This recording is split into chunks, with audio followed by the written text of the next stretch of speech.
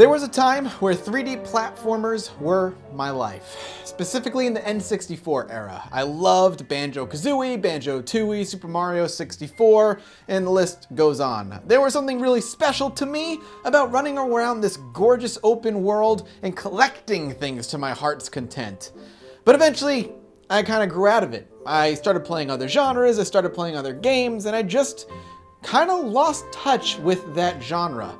So when Psychonauts kind of came out in 2005, I overlooked it. It wasn't something that I played, but I always knew it was good, but it just never was something that I decided to grab off the shelves and go play for myself.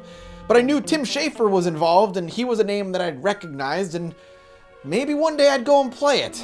Well, as always, Judge Mathas is my excuse to go check out another game that I missed when I was growing up. So, let's check out Psychonauts.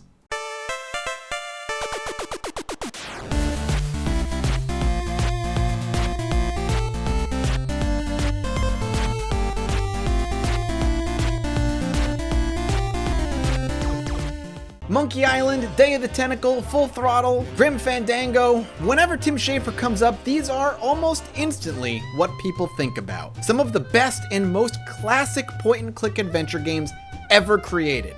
And while the public opinion of him and his company Double Fine may lie in a gray area now due to some questionable game releases and bizarrely managed Kickstarter projects, there's still no doubt that even those games have his undeniable charm and humor infused into them.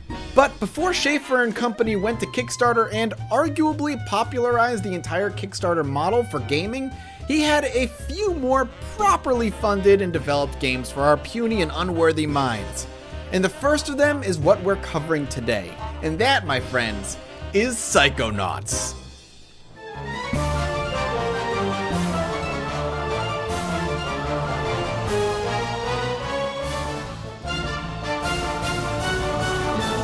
Now, Psychonauts was always one of those games that I always saw around, whether I was working at GameStop or just out shopping. It was always there, and I always knew it was supposed to be good, and I knew Tim Schafer was involved. And I told myself, one day, I'm gonna go check it out. But I never got around to playing it. But at the time it had launched, I had stopped really playing platforms almost altogether. I was too macho and mature for that kind of game. I was deep into the thralls of first-person shooters and RPGs. Oh my god, Unit is so fucking hot. Oh my god, her robe is just flowing in the wind and oh god. So I'd always passed on Psychonauts, knowing it was good, but not really my thing anymore. Fast forward to 2015. Double Fine has successfully kickstarted a bunch of games, some great, some and Double Fine officially announces Psychonauts 2, and the world rejoiced. Yeah. Yeah. I love Psychonauts 2. Give me that. Give me it.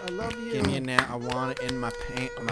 I love you, Psychonauts. So I can play it. Give me it. Give me Psychonauts 2 right this very minute. And while I was surprised it would be getting a sequel, as Psychonauts 1 hadn't really sold all that well, and was one of the reasons the publisher Majesco went under, it had reminded me that I needed to play the first one. So, let's go play. The game opens with what looks like a freshly squeezed turd with a mustache waltzing around all militarily talking about the human brain and it being a battlefield. He makes a kid cry, he talks about winning wars and dying like you do, then we quickly find out we're at a summer camp. A special summer camp for psychic kids. Yep, in this world there are a bunch of people called Psychonauts who are psychic soldiers trained in the psychic ways to keep our world safe from danger. And the best way to do it is to gather a bunch of, like, 9-year-olds, I guess, and just train them to be soldiers? I feel like it's a little early. And our character is Rasputin, Raz for short, who sneaks into the summer camp and so desperately wants to be a Psychonaut himself. Unfortunately for him, he didn't get his parents' permission. So the camp counselors call his dad, and he'll be there to pick him up soon, giving Raz just a few days to become a Psychonaut. And so our adventure begins. And if it wasn't apparent already, dear God, this game is charming. The art style itself sticks out right away. I've seen a lot of people call it very Tim Burton-esque, and I'm inclined to agree.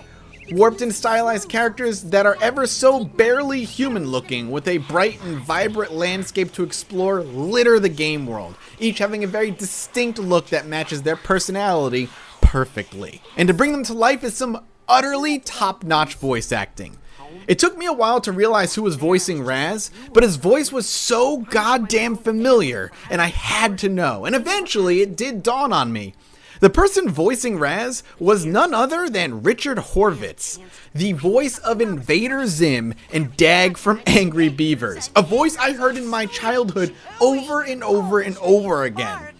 That's not to say everyone else has done poorly, quite the opposite. Every character in this game is brought to life beautifully by their voice actors, and it is absolutely superb. And the script that's given to them, the writing itself, is magnificent. The rest of you will die!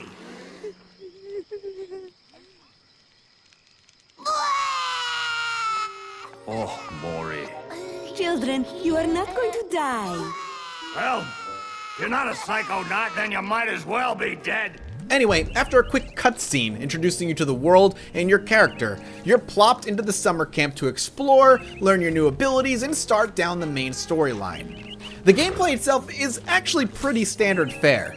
Like most platformers, you'll be jumping, double jumping, climbing, and exploring with a dash of combat here and there, all while collecting things like it's going out of style. And goddamn does Psychonauts have an abundance of things to collect, to the point of giving me N64 style PTSD flashbacks.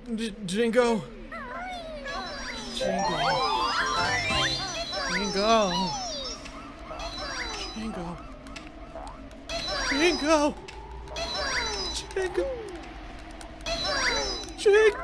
The campsite will act as your hub world, full of all kinds of things to explore and secrets to find. And Psychonauts really goes out of its way to reward you, the player, for exploring even the most mundane of areas here, and always seems to give you something for your platforming prowess. The game controls perfectly fine, and throughout your playthrough you'll be regularly rewarded with new and fun powers to play with that will allow you access to different areas of the campsite and levels as you move forward in the story. It's fun and smooth and feels like natural progression. What really elevates this game from good to great, however, is its level design. Sure, the gameplay itself is nothing new or special and doesn't push any boundaries within the genre or anything, and it plays really well, and that itself would make the game good, but it's the level, the world, and the characters that put this game head and shoulders above its competition. Each level is presented in a unique and really fun fashion. Since this game is about being a psychic and exploring the minds of your enemies, it only makes sense that each level takes place within the mind of someone else. Every single level is tailor-made to represent that particular person's mind you're exploring. For instance, the first mind you enter is that of Coach Oleander, the military walking, talking feces man in the beginning of the game.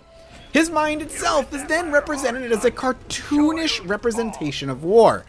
Other campmates are in his mind with you, trying to pass his test, and you'll regularly see them explode or die in some comedic and horrible fashion as a result of his hilariously violent mind.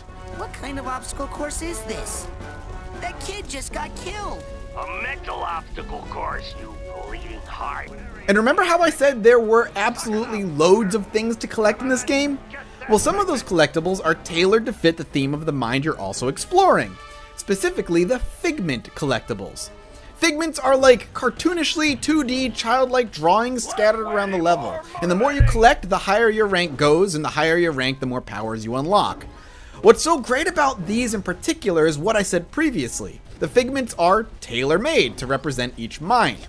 Coach Oleander's Figments are all warlike. You've got grenades, blimps, airplanes, soldiers, and so on. While within the mind of, say, Agent Vodello, a hippie girl with the need to party constantly, you'll see Figments of bongos and record players and really sweet lamps. It's all themed so perfectly, and it's all so much fun to explore, and it's trippy and it's weird, and honestly, it's just perfectly Tim Schafer and Double Fine. And all of this, the comedy, the art, and the gameplay would make for an excellent game by itself, but Psychonauts, oh you sneaky devil, you still found a way to surprise me anyway. So as I said, the comedy in this game is great. It'll have you smiling and laughing regularly. And this is important to know because what this game doesn't prepare you for is its dark, twists and turns.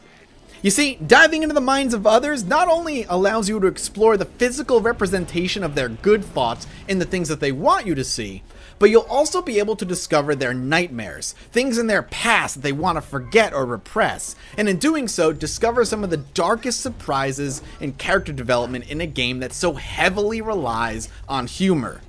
I was super surprised when I stumbled across a nightmare and what caused it for that character. It was slightly hidden away in a kinda secret room in a locked chest that the character openly said for me not to go into. It added a depth and understanding to someone I thought was just kind of a one-note character. In fact, the back third of the game itself gets pretty serious pretty quickly, leaving the humor you're so used to behind to tell a rather touching and heartfelt story of self-worth and discovery.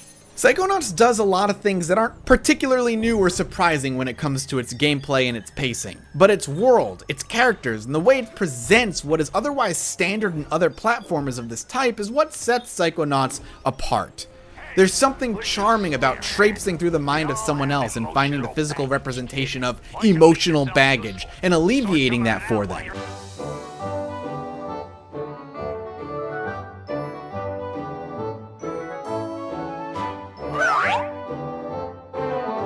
Or discovering their dark secrets and learning what makes them tick or why they do what they do. Or even going into your own mind, facing your own fears and desires and overcoming those as well. And to layer a well-written story on top of all of that with likable characters and a world worth exploring, and you have yourself a notable classic on your hands. Psychonauts constantly reminded me of a more mature Saturday morning cartoon, with its presentation and its voice acting being one of the big reasons for that. And every time I booted it up, I constantly wanted to know what was going to happen next and why these characters were doing what they were doing. And the mysteries that kept appearing were something that I had to keep peeling away at.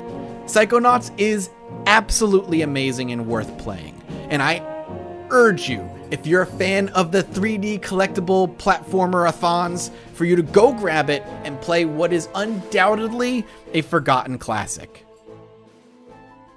I adore Psychonauts so much that I'm very curious what younger me, the me that loved this style of 3D puzzle platformer collectathons, would have thought if he had played it around the time that it came out, even though he was out of his 3D puzzle platforming phase. It is so damn good, and there's a lot to love here and a lot of mature stuff to love here that I was surprised by. Psychonauts is one of those games that is always praised to high heavens, but then always noted for never selling well, and nobody really knows why. My speculation is that Psychonauts came out at a time where puzzle platformers were fading out. They were so oversaturated, and we had moved on to yet another generation of consoles where technology was allowing us to play with different styles of games and expand genres that were not able to be expanded before, like the RPG with voice acting and bigger worlds. So games that had been tried and true back in the older generations were left behind for a little while. But we have Yooka-Laylee coming out, and Psychonauts is still amazing, and Psychonauts 2 was announced, and there's still the potential for the action platformer of Beyond Good and Evil 2. It seems like a golden age, or even a second golden age rather, of these puzzle platformers is about to start. So that's why I, the Honorable Judge Mathas, judged this game as innocent. Didn't do anything wrong. It's really, really good, its mechanics hold up really well, and didn't deserve to be ignored like it did when the game came out. So my question to you is simple. What's your favorite platformer? If you want to get specific, what's your favorite 3D collectathon style puzzle platformer like Psychonauts or Banjo-Kazooie? Like I said, mine's Banjo-Kazooie. I grew up with that game, I played it so many times I can't even count, and I could probably still beat that game pretty quickly if I decided to try to do it today with how often I played it when I was younger.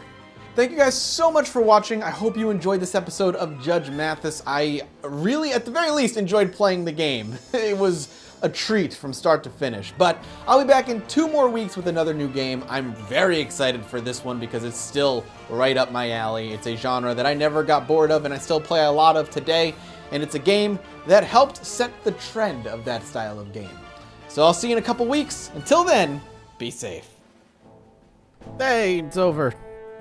You can click subscribe if you want. Go watch another Judge Mathas.